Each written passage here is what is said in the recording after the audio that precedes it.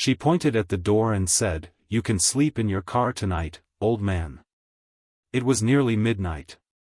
Rain tapped the windows like it was trying to get in, same as me.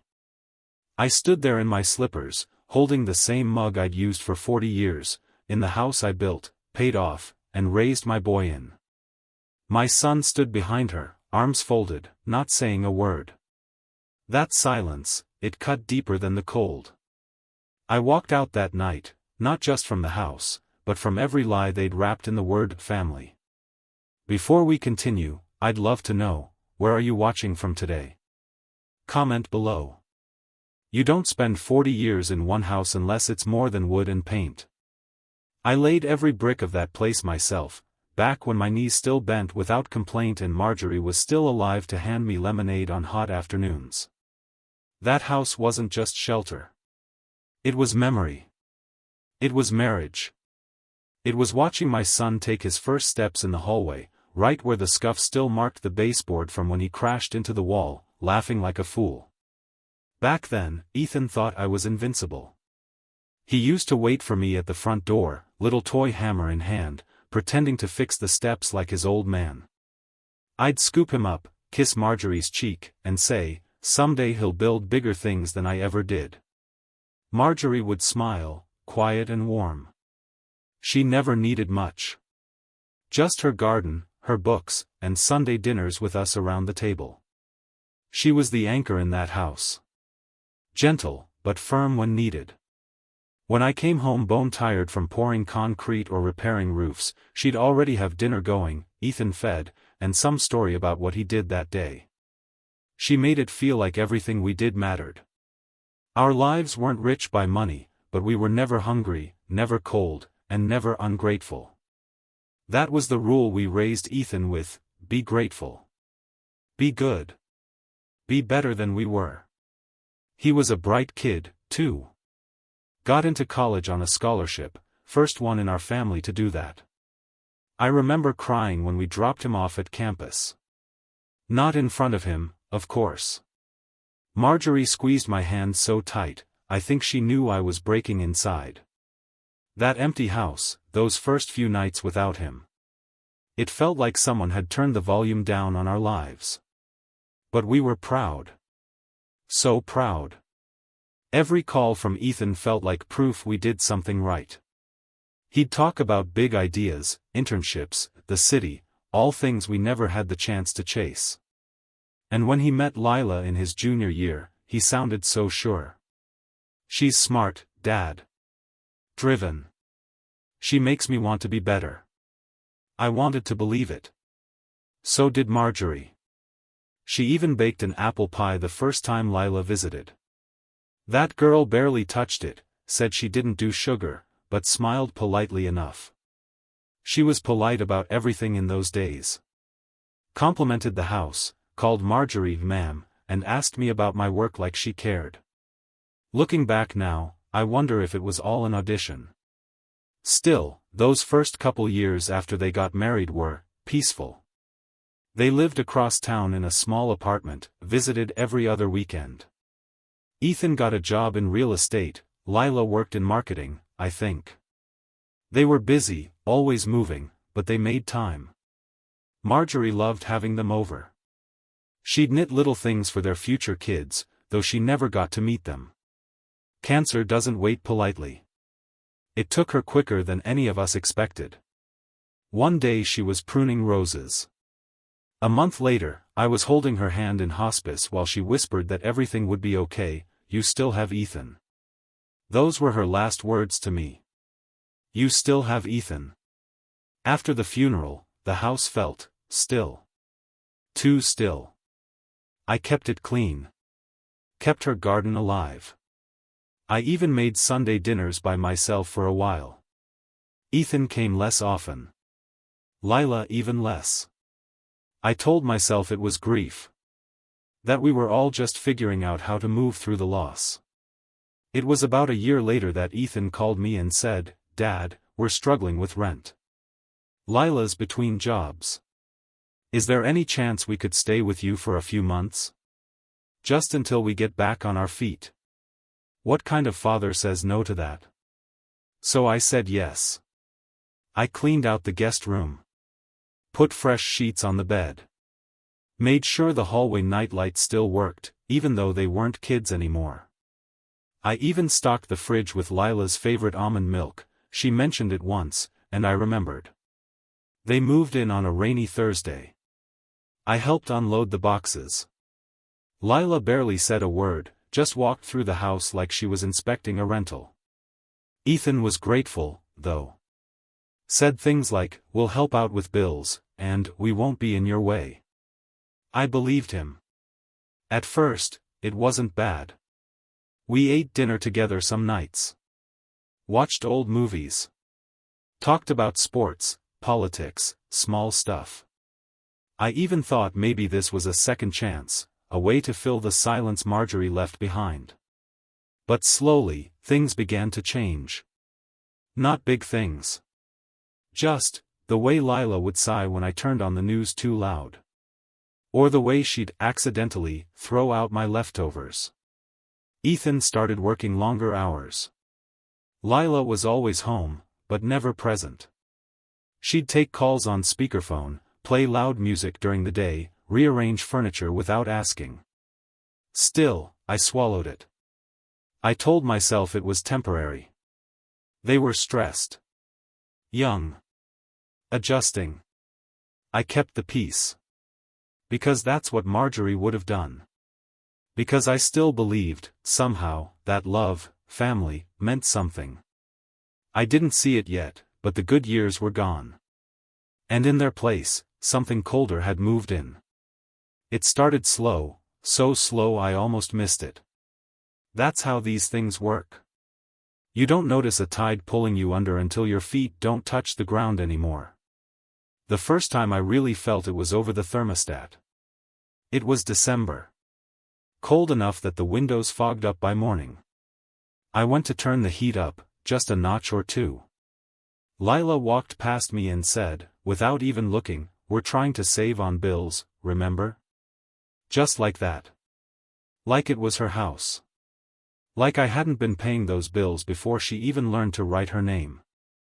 I laughed it off. Said something about how the cold gets into my knees these days. She smiled, tight, like a zipper being pulled too far, and walked away. No offer of a blanket. No warmth in her voice. I told myself it wasn't worth fussing over. Just the stress talking. She and Ethan were still settling in, still finding their place. But somewhere deep in my chest, a small crack opened. Then there were the groceries. I started noticing my things disappearing.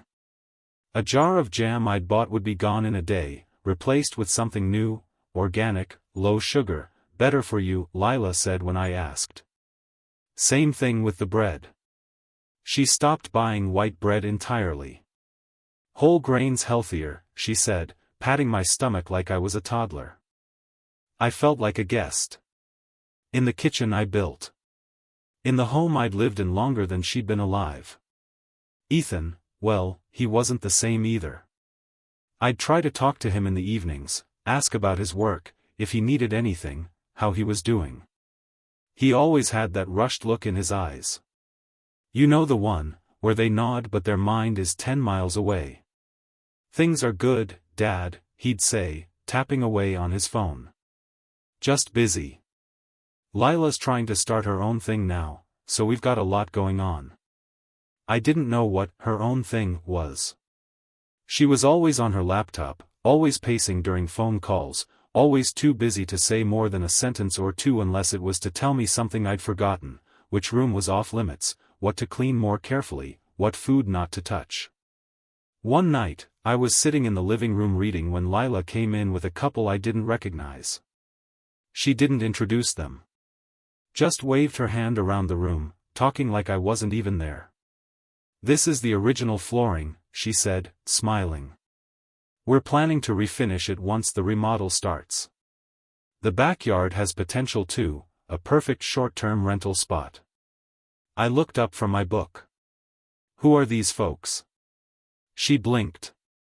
Just friends. They left 5 minutes later.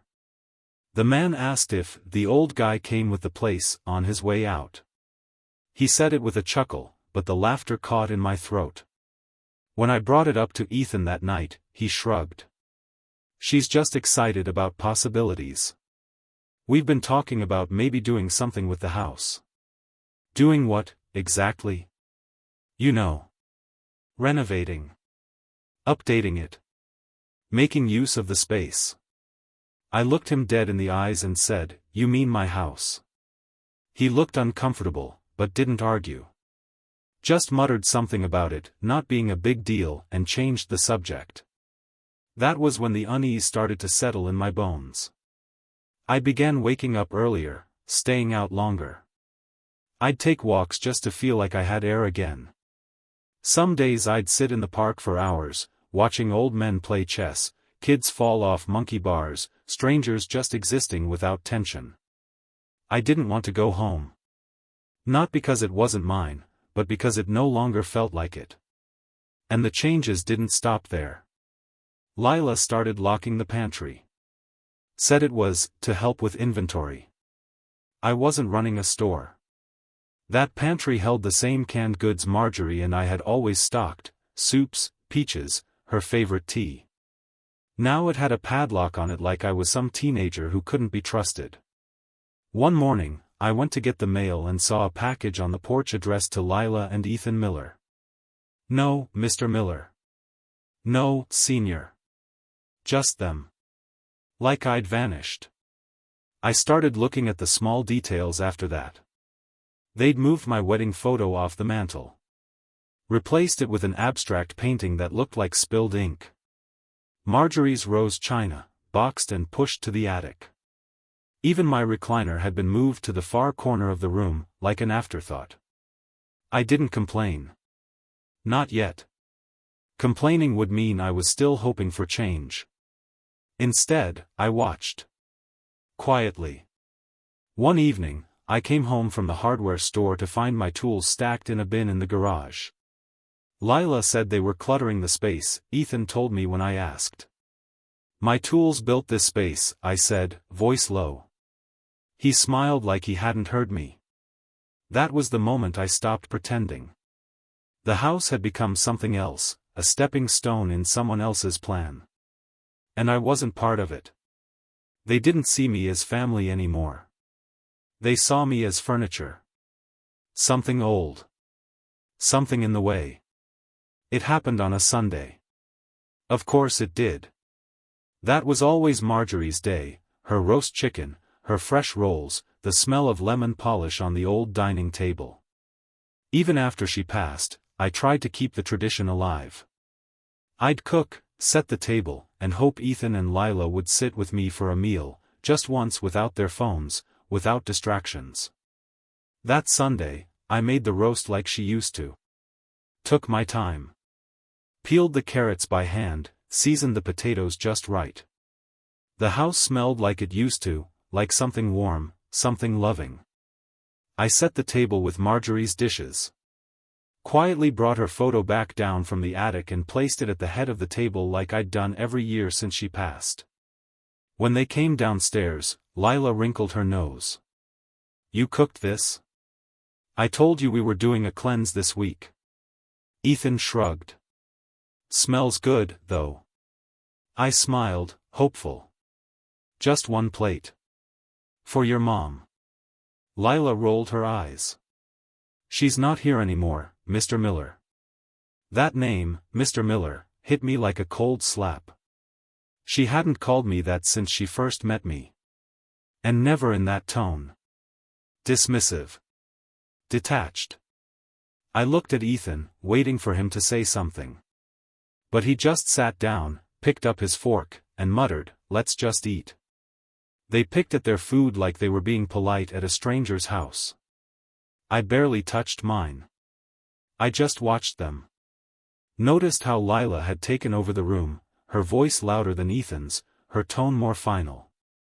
The way he looked at her for approval before he spoke. My son, who once stood proudly in my shadow, now seemed to shrink behind her every glance. After dinner, I started clearing the table.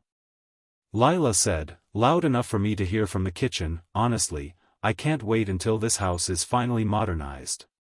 All this antique junk makes me feel like I'm living in a museum. Ethan chuckled. It's his house. No, she said flatly. It's our house now. He just hasn't accepted it yet. I stood there with a dish in my hand, water running, staring out the kitchen window. I felt something snap in my chest. Not anger. Not yet. Just breakage. Like an old floorboard giving way under too much weight. That night, I went to the garage to find one of Marjorie's old recipe books, something to hold on to, something familiar. When I opened the box where it had always been, I found it half empty. My things, our things, were gone. I searched through the shelves. One of the bins had a post-it note stuck to it in Lila's handwriting, garage sale stuff. Inside were Marjorie's scarves, a couple of framed photos, and my wedding album. I picked it up slowly, like touching it too fast might tear something inside me. Flipping through it, I felt a lump rise in my throat. Our smiles. Our youth. Ethan's chubby baby face between us. And now it was in a bin labeled, garage sale stuff. I couldn't breathe. The next morning, I confronted Ethan. Calmly. I asked him if he knew what Lila had packed away. He looked uncomfortable. She said we needed space. For what? A second couch? Another yoga mat? He sighed. It's just stuff, Dad. No, I said. It's my life. He rubbed his forehead. Look, Lila and I have a vision for the house. We're trying to build something for our future. Can't you just be flexible? Flexible? I said, voice rising before I caught myself. This isn't a lease. This is my home. The one I built. The one your mother died in. He looked at me like I was making a scene. You're acting like we're throwing you out. I didn't respond. Because in that moment, I realized something. They already had, emotionally, spiritually, and silently. They'd moved on, taken over, and I was a ghost haunting my own life. Later that week, I invited a few old friends over for coffee. Guys I'd worked with, folks who'd known Marjorie. We sat on the back porch, the one I built for her on our 25th anniversary. Lila came out halfway through, looking annoyed. Next time you have company, can you let us know first? I had a call scheduled and it was really distracting. I said, as politely as I could, it's just coffee, Lila. On my porch. She crossed her arms. Well, it's not just your porch anymore. One of the guys chuckled uncomfortably. Everything okay here? She ignored him. Turned on her heel and walked back inside. Nobody said anything for a few seconds.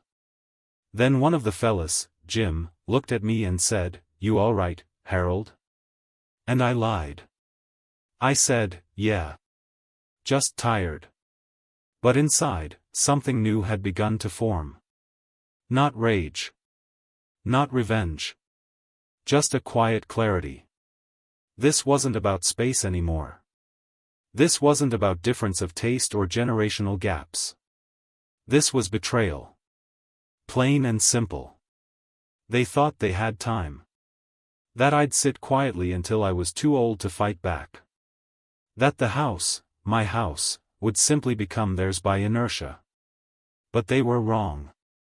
The moment I heard my name spoken like a burden, everything changed. It was late. I couldn't sleep, so I went to the kitchen for a glass of water. That's when I heard Lila's voice, hushed, sharp, and all too familiar. She was on the phone in the living room, her back turned, assuming I was still asleep. I stood in the hallway, just out of view, and listened. "No, we can't list it yet," she said. "Technically, it's still in his name. But Ethan said he'll talk to him about signing the transfer soon." Silence. "No, he won't fight it. He's tired. Half the time, he's not even paying attention. He barely notices what's changing. There was a soft laugh, like whoever was on the other end had said something clever. Exactly, Lila continued. We give it a few more months. Once we redo the kitchen and clean up the backyard, we can easily get mid-six figures. And once it's ours legally, we're done. I felt my hand shaking against the wall. Done. Like I was a phase. A problem to solve. She kept talking. I've already got a friend who'll stage it. We'll rent it out short-term at first, maybe do some influencer partnerships. The place has good bones, just needs to be modernized. She paused again. Yeah. Ethan will inherit it all anyway. Might as well speed it up. My heart didn't pound. It slowed. Like it was bracing for something heavy. Something final. I backed away from the hallway like a man who'd just stumbled across a stranger's secret, only this wasn't a stranger. It was the woman my son married. The woman I let into my home. And she was planning a future that didn't include me at all. Later that night, I sat in the garage with Marjorie's old quilt across my knees, trying to remember the last time I felt like a father, really felt it. Not the motions. Not the quiet tolerance. The bond. The shared laughter, the mutual respect. It had been years. Maybe more. And now? Now I was a footnote in their plan. An obstacle. A man to be ushered out quietly, preferably before summer so they could meet their renovation deadlines. The next morning, I went looking for answers. I opened the office drawer, the one Lila claimed was off-limits because it held their financial papers. She'd been careless. Left it unlocked. Inside was a draft will, not mine. Ethan's. It listed the house as primary marital property. There were notes in the margins: get dad to sign transfer, no lawyers if possible, and use health angle if needed, declining memory. My hands trembled so hard I nearly dropped the paper. That's when the flashbacks hit me like waves. Marjorie, standing barefoot in the garden, smiling as Ethan ran through the sprinklers. Her voice, gentle in my ear, the last time we held each other, don't let the house be taken from love. And now it was being taken, not by force, but by manipulation, by entitlement wrapped in politeness and passive aggression. They weren't just waiting for me to pass on. They were setting the stage for it. That evening, I sat at the dinner table, pretending everything was fine. I watched the way Ethan glanced at me during small talk. Measured. Calculated. The way Lila kept steering the conversation toward our vision for the backyard and long-term plans for the guest rooms. I nodded. Smiled even. But inside, the shift had already happened. They thought I was still the man too gentle to fight back. The old father who would rather bite his tongue than rock the boat. They didn't know I'd already started making calls. I didn't confront them. Not yet. I wanted to see more. To know exactly how far they were willing to go. So I played dumb. I let them walk through the house with contractors, whispering about flooring estimates and open-concept kitchens. I let them talk openly around me, like I was already fading. And I listened. Carefully. They were planning something for the fall, a soft launch of the Airbnb wing. A second income stream. Lila called it our financial freedom plan. Ethan just nodded. I looked at my son and didn't see the boy who once begged me to teach him how to tie a fishing knot. I saw a man willing to trade loyalty for convenience. A man who had chosen comfort over character. But I wasn't done yet. The next day, I called an old friend, Mark Jenkins. He was a notary, retired now, but still sharp as a nail. Mark, I said, you still got connections to an estate lawyer? Harold, he said. You finally gonna do what we both know you should have done months ago? I think it's time. Speech balloon. Have you ever felt betrayed by your own family? Let us know in the comments. I didn't blow up. That's what they probably expected. An old man raising his voice, pounding the table, shouting about respect and decency. No, I didn't give them that satisfaction. Instead, I got quiet. Dangerously quiet. The kind of quiet Marjorie used to give Ethan when he crossed a line, the kind that meant consequences were coming. It started one afternoon while I was fixing a loose hinge on the back screen door. My knees groaned, my back ached, but I kept going, not for them. For me. For the house. That door had held up through winters, storms, and years of slammed exits.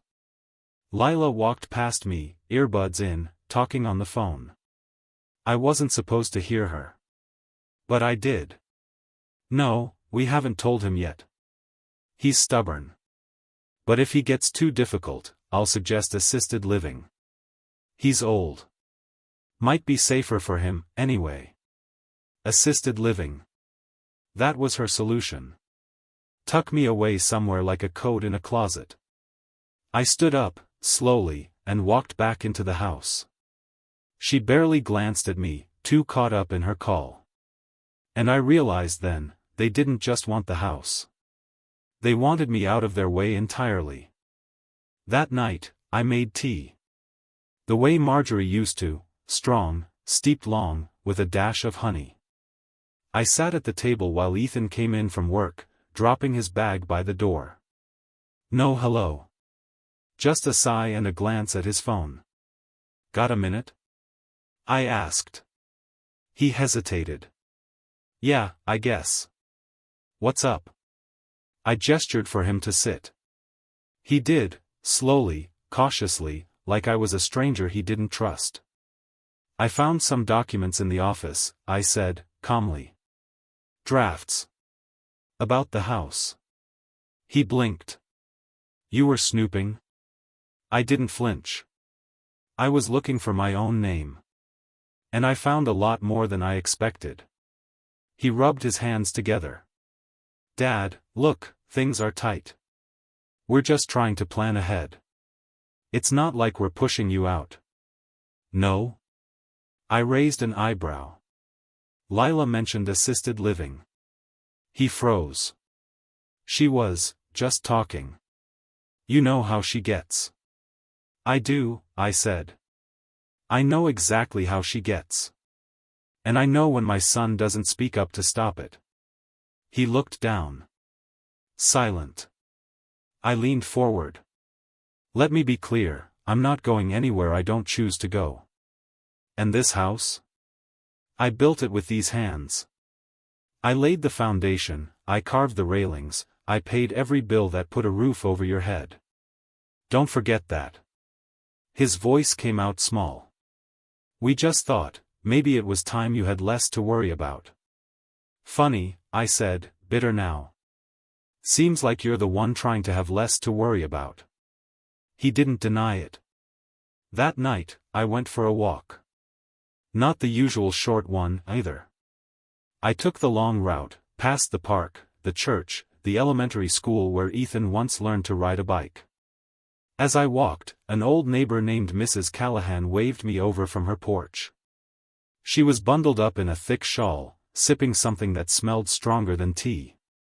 You look like a man with too much on his mind, she said. I chuckled, weary. You could say that. We talked for a while, just small-town things, mostly. Then she said something that stuck. I always knew Lila was clever. But sometimes clever turns into cruel when no one calls it out. I nodded slowly. You see it too? She tapped her cup. Honey, everyone sees it. You just pretended not to. She was right. But not anymore. The next morning, I met with Mark's lawyer friend, a woman named Helen Keating. Straight shooter, no fluff. Mr. Miller, she said, looking over the deed and will, you still have full ownership. You're under no obligation to transfer, lease, or share the property. And if you want to update your will, we can do that today. I want them out of it, I said. You're sure? They already made their choice. We drafted a new will that day. Removed Ethan completely. No warnings. No soft explanations. I added a clause, too, one Helen suggested, and I agreed with instantly. If this will is contested, I told her, every cent goes to charity. All of it. Veterans Fund? Marjorie's favorite, I said, a lump in my throat. By the time I walked out of that office, the sky looked different. I don't mean lighter, I mean clearer. Like a fog had finally lifted. For the first time in months, I felt in control again. They thought they'd broken me. They'd only woken me up. The office smelled like old books and fresh coffee, the kind of place where serious things happened. Helen had cleared her schedule for me that morning. Said she liked my directness. I told her it wasn't directness, it was 30 years of swallowing my pride finally rising to the surface. We sat across from each other in that quiet little room, the kind with thick walls and no distractions. Just pen, paper, and truth. You're ready? She asked. I nodded. More than I ever thought I'd be. It took time. We didn't just scribble down names and numbers. We talked through everything, the house, the land, my accounts, even the antique tools in the garage that still had Marjorie's initials etched into the handles. She asked if I had any other children. No, I said. Just Ethan. Just the one I gave everything to. And he's being removed completely?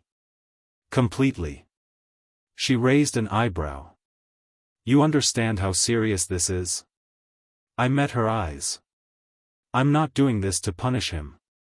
I'm doing this to protect what matters. She nodded, then tapped her pen against her notebook. And who inherits in his place? I paused.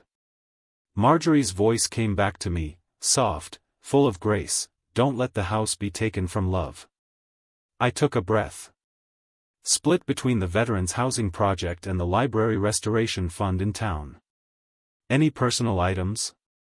The ones that matter will already be gone by then. She looked up. And if the will is contested?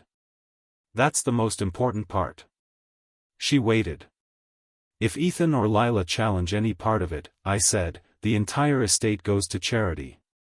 Every cent. No exceptions. Helen smiled, not smugly, but respectfully. You're a man who's made peace with his decision. No, I said, folding my hands. But I'm making peace possible for others. It took a couple hours to finalize. She had me read every line, and I did. Slowly. I wanted to feel it all, the weight of what I was leaving behind, and what I was no longer carrying. I signed the final page with a steadiness I didn't expect. It felt like the closing of a long, painful chapter. Afterward, Helen walked me out. She placed the folder in my hands, tapped it gently. You did something hard today, she said. But not wrong. I nodded. It doesn't feel good. It's not supposed to. She hesitated. What are you going to do next? I haven't decided yet, I said. But I'm going to stop pretending they love me for who I am, not just for what I own. On the drive home, the sky was overcast, but I saw the light breaking through in places. Like Marjorie used to say, clouds always move when they're ready. When I got back to the house, Lila was on a video call in the living room. She saw the folder in my hand and tilted her head. Something important? I looked her straight in the eye. Just taking care of unfinished business. She smiled, that same tight little grin she wore when she thought she'd won. Good for you, she said, then turned back to her laptop. Make sure to check the mailbox. I ordered new curtains for the guest room. Guest room. That's what she called my bedroom now. I didn't respond. I just walked upstairs, closed the door, and began removing things. Not out of panic, out of clarity. I took down Marjorie's photo again, wrapped it carefully. Took my father's watch, the only thing I ever inherited. Grabbed the small, worn journal I kept tucked behind the dresser, the one where I wrote letters I never sent. One for Ethan, one for Marjorie, even one for myself after she died. I packed these items in a small box and placed it beneath my bed. Then I sat in my chair, the one they tried to shove into a corner, and stared out the window for a long while. This house didn't feel like mine anymore. But the story inside its walls still belonged to me. Every board I hammered, every pipe I laid, every corner filled with laughter and argument and love and pain, that was mine. I wouldn't die with that story stolen. The next morning, I called a realtor. A private one, discreet, professional, and most importantly, not connected to Ethan's firm. I didn't give all the details. Just enough. I'm considering a sale, I told her. Quietly. I want evaluations done with discretion. She agreed. We can do that. I hung up the phone and stared at the screen for a long time. Marjorie would have hated how it came to this. But she also would have stood by me. That I know with certainty. She used to say, love doesn't mean letting people walk over you. It means standing tall so they remember who raised them. And I had stood tall. I wasn't proud of what I had to do. But I wasn't ashamed either. This was my house. My story. My ending. And for the first time in a long while, it felt like I was finally writing it for me, not for them. I didn't expect the final straw to come over something as small as a light switch. It was past 10 p.m. I was heading to bed, turned off the living room light like I always did. 15 minutes later, I heard the footsteps. Fast, clipped, angry. Lila stormed upstairs and knocked on my door, not a gentle tap, but a sharp, deliberate knock. I opened it, and she didn't even wait. Why did you turn the light off downstairs? I figured everyone was done for the night, I said calmly. Well, I wasn't, she snapped. I was still working. You weren't in the room, I said. And it's my electricity bill. Wrong answer. She tilted her head, hands on her hips. No, Harold. It's our house. And maybe it's time you started asking before making changes. I stared at her. Just stared. That was all I could do. I realized in that moment, she really believed it. In her mind, the house had shifted, not just legally, but spiritually. It was hers now. I was the guest. The intruder. Ethan was behind her again. Silent. Always silent. Do you have anything to say? I asked him. He looked uncomfortable. Dad, it's late. Can we not do this right now? Not do what? I asked. Not remind you whose name is still on the deed? Lila's eyes flared. That tone? No. We're not doing this. You want to act like a child, fine. But maybe you shouldn't live here anymore if you can't respect shared space. And there it was. The quiet push became a shove. She didn't even hesitate. You can sleep in your car tonight, old man. That line. It didn't land like a slap, slaps are personal. No, this felt cold. Dismissive. Like she was flicking lint off her jacket. Like I wasn't a person anymore, just something inconvenient to be moved aside. And Ethan? He didn't speak. He didn't even look me in the eye. I closed the door gently. Not because I was weak. But because I was finished. I packed a small bag, my documents, some clothes, Marjorie's photo, and that little wooden box she used to keep her garden seeds in. It still smelled faintly of rosemary and soil. I didn't slam the door. I didn't shout. I walked out, slow and deliberate. The cold air bit my skin, but I didn't feel it. My mind was somewhere else already. I sat in the car, engine off, watching the porch light. I saw their shadows move past the window. Heard laughter. Not loud, but enough to cut. And right then, I didn't cry. I didn't get angry. I got clear. So I turned the key, backed out of the driveway, and didn't look back.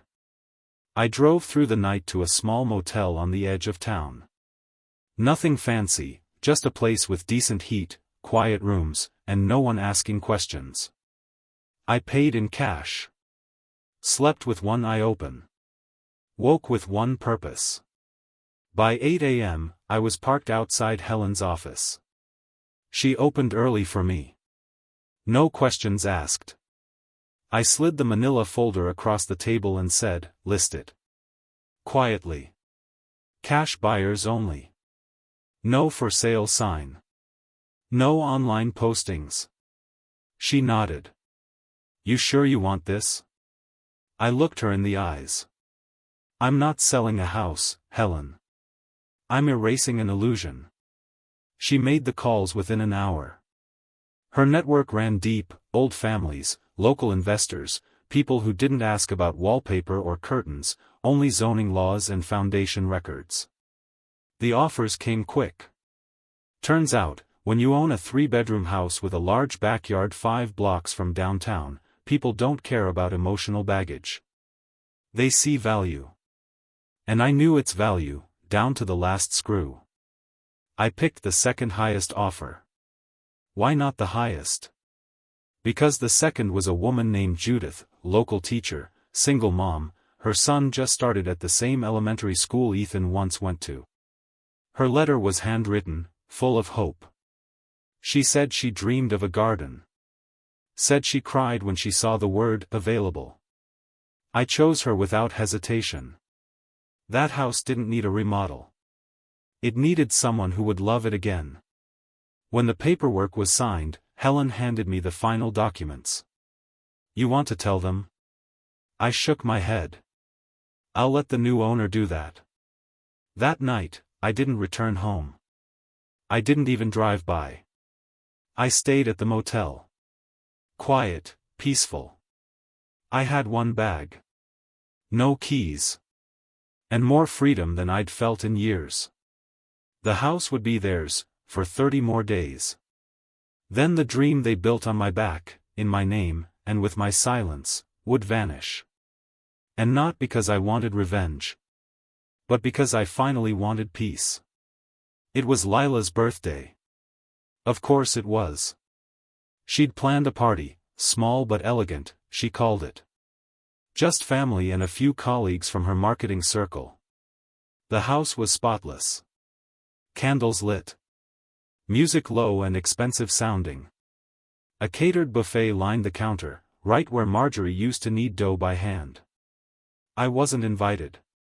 Didn't need to be. That morning, Judith, the buyer, had signed the final sale documents. The ink was still drying when I called Helen. "I want them to know today," I said. "At the party." Helen hesitated. "Are you sure?" "Yes," I said, steady. "They made me feel like I didn't belong in my own house. Let's see how they feel in someone else's." I showed up at 7:02 p.m. No fanfare. No knock. I opened the front door with the same key I'd used for decades and stepped into the place they tried to steal out from under me. Conversation stopped. Music paused. A few people turned, politely confused, then surprised. Lila saw me first. Her face tightened. Ethan, holding a glass of wine, looked as if someone had dropped ice down his collar. "Dad," he said. What are you doing here?" I walked in slowly, carefully, not out of weakness, but to make them wait for it. Lila stepped forward. "This is private. You weren't invited." "Neither was the betrayal," I said, calmly. I reached into my coat and pulled out a folder. Yellow, sealed, and heavy with truth. "I sold the house." Silence. Real silence, the kind that scrapes the walls and hangs in the corners. Lila blinked. What? This house, I said, opening the folder and handing her the top sheet, was mine. Legally. Completely. And now it belongs to someone else. As of this morning. Ethan stepped forward, voice cracking. What are you talking about? You can't do that. I did.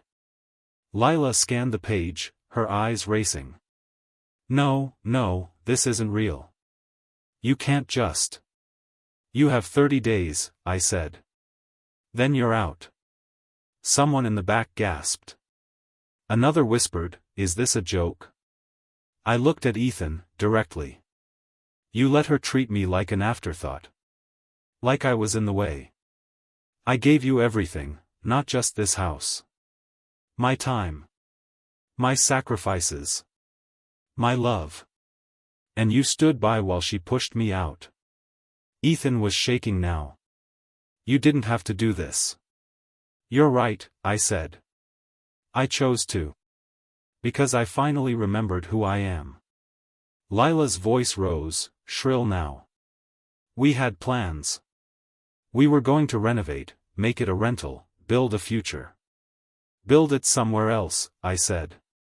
This one's taken. She dropped the papers. You're pathetic. Petty. What kind of father does this? The kind who's done being silent. People started whispering. No one laughed. No one clapped.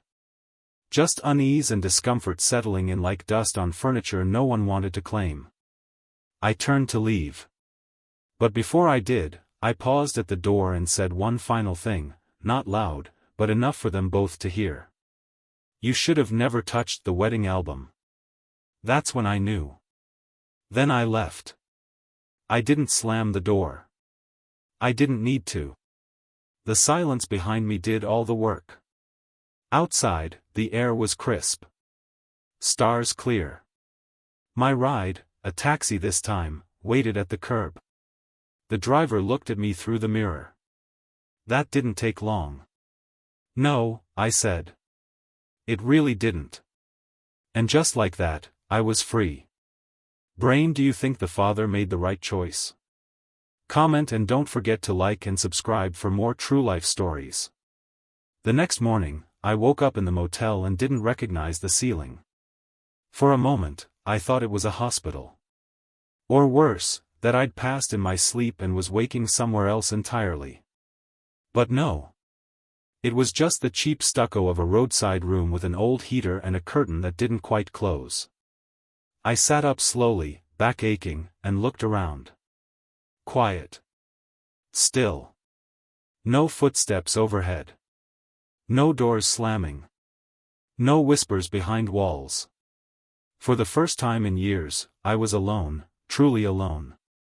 And oddly enough, I didn't mind. I poured myself a cup of the instant coffee from the lobby, sat outside in one of those plastic chairs, and just breathed. No one had called. No apology. No angry voicemail. Not even a single "why." They were quiet now. Just like they'd wanted me to be. I heard from Helen later that afternoon. They were stunned, she said. They called twice. I didn't answer. Good, I told her. Don't. But it wasn't satisfaction I felt. It was grief. Not for the house, no. That place was still standing, still filled with history and warmth. And it would soon belong to someone who deserved it. No, I grieved for the space between Ethan and me. The one that used to be filled with shared glances, inside jokes, and late-night talks about life. That space was now an ocean, wide, cold, and uncrossable. I took a walk through town that day. Put my name down for a rental, small, nothing fancy. Just something with a window and a patch of grass, maybe a place for a bird feeder. The young woman behind the desk called me, "Sir," and smiled like I mattered. Funny how that feels like a gift after what I've lived through. I passed the library on my way back and stopped at the old community board. There, among flyers for piano lessons and missing cats, was a photo of Marjorie. It was from a volunteer day years ago, her in that sun hat she loved, holding a stack of children's books, smiling like she always did when she felt useful. Someone had pinned a note beneath it, "We miss you, Marge." I stood there for a long while, my hand against the glass. I whispered, "I did what you would have done. I hope that's enough." The town buzzed, of course. Small towns always do. I heard whispers at the diner, folks choosing sides, asking quiet questions, trading gossip like poker chips. Some called me brave. Others called me cold. But most? They just looked at me differently. Not with pity. Not quite with admiration either. Just recognition. Like they finally saw me not as Ethan's father or Marjorie's husband, but as Harold Miller, the man who'd made a choice, and lived with it. A few days later, Jim from the neighborhood dropped by the motel. Brought me a thermos of real coffee and a slice of pie his wife had made. "Can't believe you actually did it," he said, handing it over. "Neither can I," I said. "But I think Marjorie would've." "She would've," he nodded. "She had a backbone. And so do you." We sat in silence for a bit, sipping coffee and watching the highway roll by. Cars came and went. Life kept moving.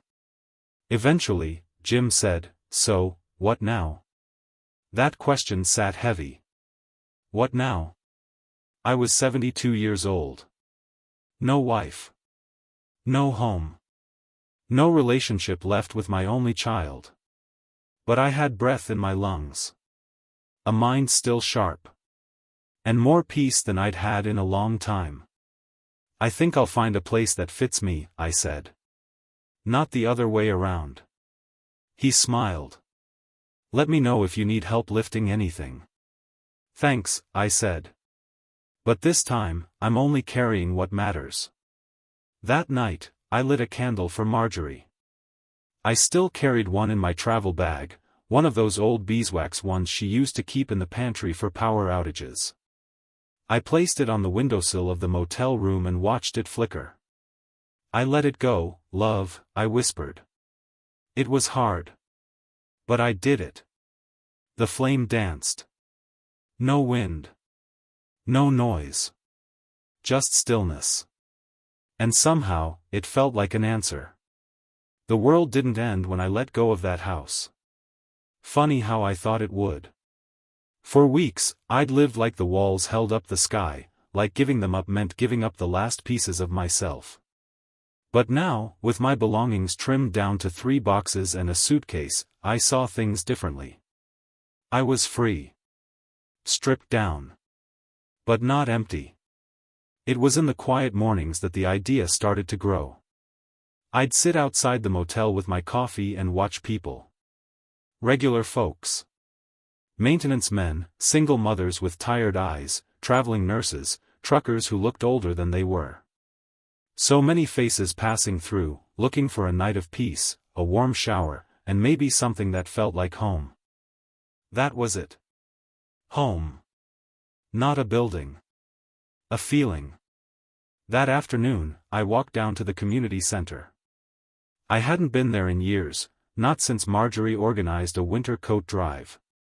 The place smelled like floor wax and optimism. Flyers on the wall, soft-spoken volunteers behind folding tables. I asked to speak with someone about housing programs. They looked at me curiously. "You looking for placement, sir?" a young woman asked. "No," I said, tapping the folder under my arm. "I'm looking to build something." She led me to a man named Curtis, head of local outreach programs. Big guy, glasses too small for his face, heart as big as the town. We sat in a dusty office while I laid it all out, the proceeds from the house sale, my late wife's values, my need to make something right before I left this world. "I want to start a transitional home," I said. "For elderly vets. People like me. Folks falling through the cracks. Not a nursing home. Not a shelter. A home. Curtis blinked. That's a big idea. I've got time.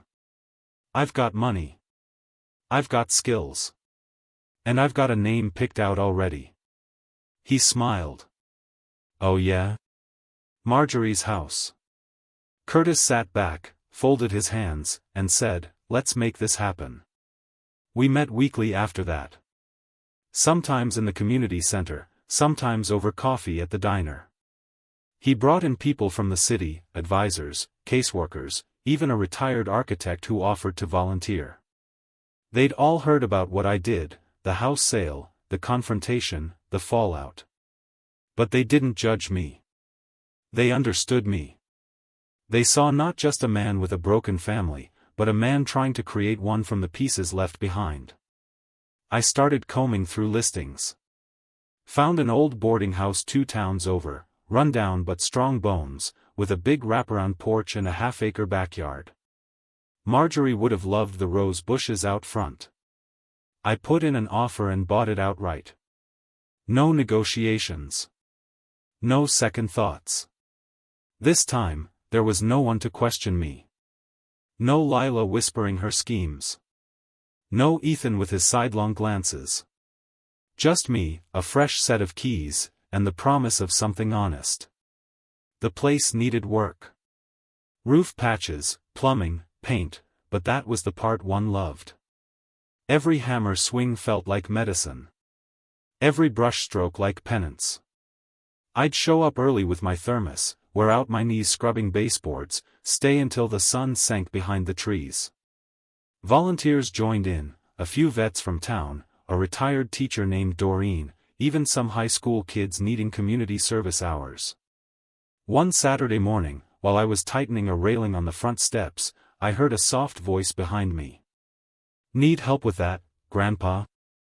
I turned and nearly dropped my wrench. Lily. My granddaughter. Ethan and Lila's only child. 16 now, taller than I remembered, hair dyed a soft auburn, nose pierced. Lily? I asked, blinking. She smiled. I heard about what happened. Mom says you've lost your mind. I think you finally found it. I laughed. For the first time in weeks, really laughed. She rolled up her sleeves and said, show me what to do. That day, we painted the front porch together. She asked about Marjorie. I told her stories, about the way her grandmother used to hum while baking, how she'd read to Ethan in funny voices, how she planted tulips in neat rows every spring. Lily listened. Really listened. I wish I'd known her better, she said quietly. She would have loved you, I told her. For exactly who you are. She showed up every weekend after that. No calls. No announcements. Just appeared with snacks, work gloves, and that same quiet determination. It wasn't everything. But it was enough. The house started to change. Not just physically. It breathed again. Curtis filed the nonprofit paperwork. Donations started to trickle in.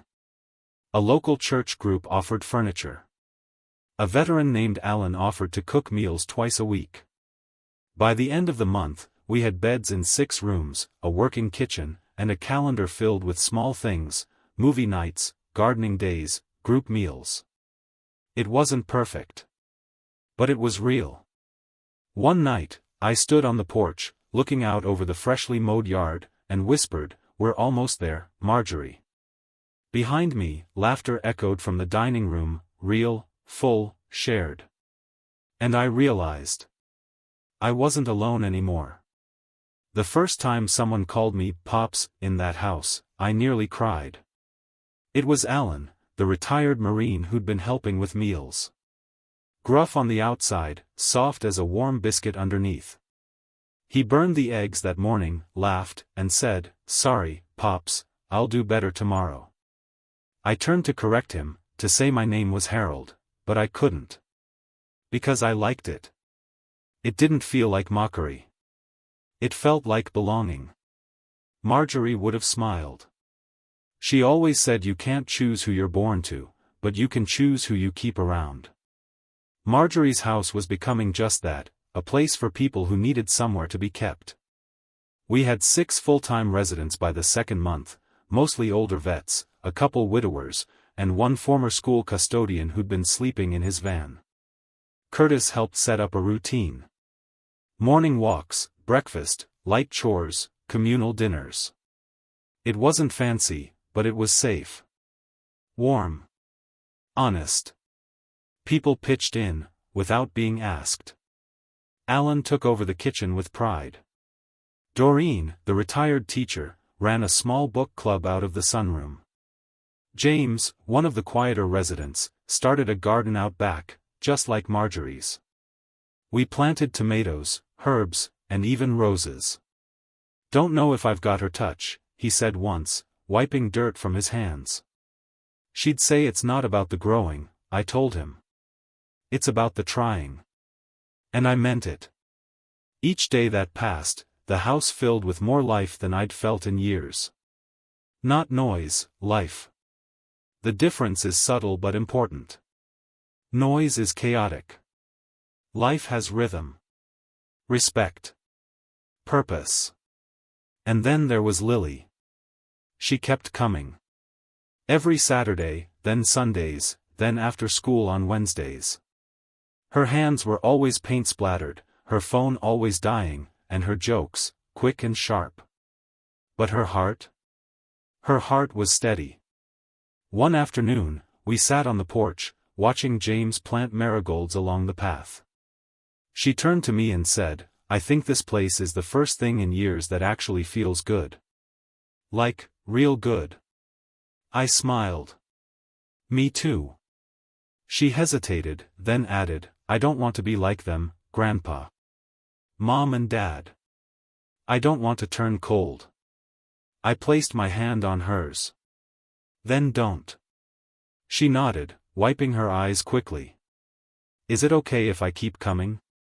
Even after it's all built up?" "Lily," I said, voice thick, "you're part of this now. As long as you want to be." She wasn't blood anymore, not by name. Her parents had made sure of that. But that didn't matter. She was family. Not out of obligation, out of choice. That was the biggest thing I'd learned through all of it: blood isn't a promise. It's biology. But love, real, daily, inconvenient, steadfast love, that's family. And that's what this house became. Neighbors began to notice. They'd wave from their porches. Bring over pies, drop off tools. A local church held a fundraiser without us even asking. Someone donated a piano. We didn't even have a player yet, but it didn't matter, it made the house feel alive. Everywhere I looked, there were signs of healing. Not perfection, but healing. One evening, as I was locking up, I heard someone call my name from the sidewalk. I turned. It was Ethan. He looked smaller somehow. Not physically. Just, smaller. Like he'd deflated. He didn't come to the porch. Just stood there, hands in his pockets, eyes darting. "I heard you started something here," he said. "I did." He looked down. "They talk about it in town. Everyone says it's good." "It is," I said. "It's honest." There was a pause. The kind that stretches out when people don't know what to say but know they should say something. "Lily talks about you," he finally said. "Says this place is helping her." I nodded. "She's helping us." He looked up, and for a moment, just a second, I saw the boy I once knew. The one who helped me build birdhouses in the garage. Who used to crawl into our bed during thunderstorms. "She misses you," he said quietly. I didn't respond. Because I missed him too. But missing someone doesn't mean you let them hurt you again. He took a step forward. "I'm not asking for anything." "Good," I said. Because I have nothing left to give in that direction. He swallowed hard, nodded, and turned to go. But before he did, I called out, "Ethan." He stopped. "Your mother would have wanted you to be better." He nodded again. "I know." Then he walked away. And I didn't stop him. Because real love also means letting go. I wasn't expecting company that Thursday. It had rained the night before, so the porch still smelled of wet wood and earth. I was sitting with my morning tea, watching the garden soak in the last of the mist, when I saw a figure through the front gate. Slim. Stiff posture. Hair pulled back too tightly. Lila. I didn't move. She walked up the steps like she had something to prove, shoulders high, lips pressed thin. "Harold," she said. "Not Dad." "Never, Dad." "Lila," I answered, calm as the breeze. She looked around. "So this is it? This is what you threw everything away for?" I sipped my tea. "Looks like it." She gave a short laugh, humorless, sharp. "You humiliated us." "No," I said quietly. "I stopped lying for your comfort." She paced the porch slowly, eyeing the flower pots, the rocking chairs, the chimes Marjorie once picked out from a fair decades ago. She looked so out of place here. Like a stranger in a story that wasn't hers. "You didn't have to cut us out. You did that yourselves." She stopped and turned to face me. "Ethan's been a wreck. He made his choices." Her voice cracked, just barely. "We were going to build something. You were going to build on top of me." That silence again. Heavy. Awkward. She sat down across from me. I let her. "You know," she said after a long moment, "I didn't come here to apologize." "I know. I came here because I don't understand how you could just erase us. Just walk away." I looked at her. Really looked. And for the first time, I saw not just the coldness, but the fear underneath it. The fear of losing control. Of losing face. Of being judged by the same standards she used on others. "You erased yourselves the moment you stopped seeing me as human," I said. "When you locked up my pantry. When you boxed up my wedding photos. When you said I should sleep in my car." She flinched. Good. That meant some part of her remembered. "I was angry," she said. "No," I corrected. "You were entitled." She stared at the floorboards. "Do you think you're better than us now?" "No," I said softly. "Just freer." She wiped at her eye, quick and discreet, like she was swatting away a fly. "I miss Lily," she said suddenly. "She barely speaks to us." "She sees through things now," I said. "That's not on me." Another long pause. Then she said, almost a whisper, "You're never going to forgive us, are you?" I thought about that. Forgiveness isn't a one-time event. It's not a speech or a gesture. It's a process, and it's not owed. "No," I said. "But I'm not angry anymore. That's the closest I'll get." She nodded slowly, as if that answer settled something in her. Not satisfaction, just reality. She stood. "Enjoy your little charity," she said, voice flat. I smiled. "Enjoy your mirror." She blinked. "Because when all this fades," I said, standing up slowly, "and the noise stops, and the house you dreamed of is long gone, all you'll have left is your reflection. And I hope, truly, that one day, you like what you see." She didn't say another word. She walked down the steps, out the gate, and back into the world she'd built for herself, polished, hollow, and mine no longer. I sat back down. Exhaled. It didn't feel like victory. It felt like closure. Later that evening, Lily stopped by with cookies and a stack of donation receipts she'd helped organize. We sat on the porch and talked until the sun dipped low. "I heard Mom visited," she said. She did. What did she want? To be understood. Did you give her that? I gave her the truth. Lily looked at me, her eyes too old for her years. I'm glad you didn't fold. I couldn't, I said. Too many people are standing with me now. She leaned against my shoulder. You're the only grandparent I have left. And the only one I want. We sat in silence for a long while, listening to the laughter inside Marjorie's house, our house now, filled with people who'd chosen to be here. People who'd been forgotten and found again.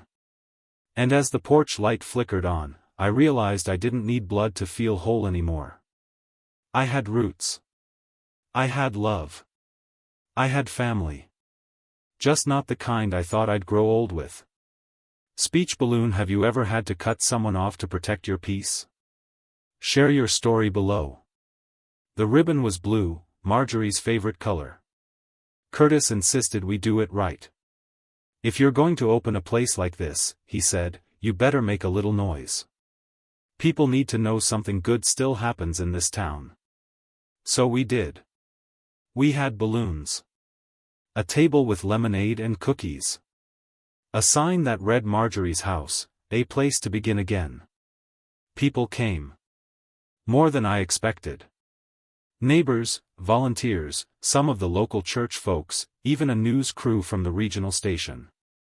But I didn't care about the cameras. I cared about the porch, cleaned, repainted, lined with flowers from the community garden. I cared about the rooms, each furnished with care, not just function. Handmade quilts. Bookshelves. Notes tucked into drawers that read "You belong here." And I cared about the people. Alan gave a speech. Short, simple.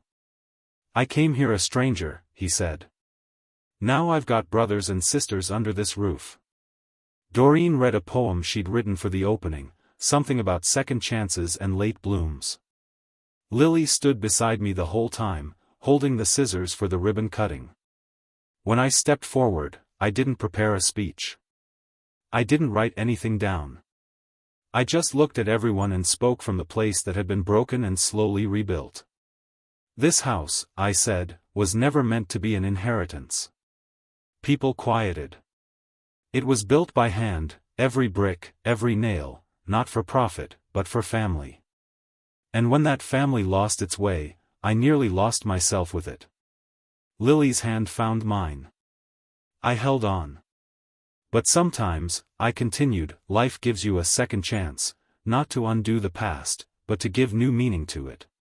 Marjorie used to say, what we grow with love, lives longer than we do. I looked around the porch, into the eyes of those who now called this place home. This is what we've grown. Together. And may it outlive us all. Applause followed, not loud, but steady. Like rain on a rooftop. Healing. Honest. I cut the ribbon with Lily by my side, and just like that, Marjorie's house officially opened. After the ceremony, someone handed me a photo. It was a framed print of the original house, the one I built, back when Ethan was 6 and Marjorie had just planted her first row of roses. I stared at it for a long while. So much had changed. And yet. Later that night, after the guests had gone and the residents were inside playing cards in the living room, I stepped onto the back porch. The same porch I used to sit on with Marjorie, sipping iced tea, watching the stars come out. Lily joined me. I saved you one, she said, handing me a cookie from the tray. Chocolate chip. Just like Grandma used to make. We sat in silence, watching fireflies spark over the grass.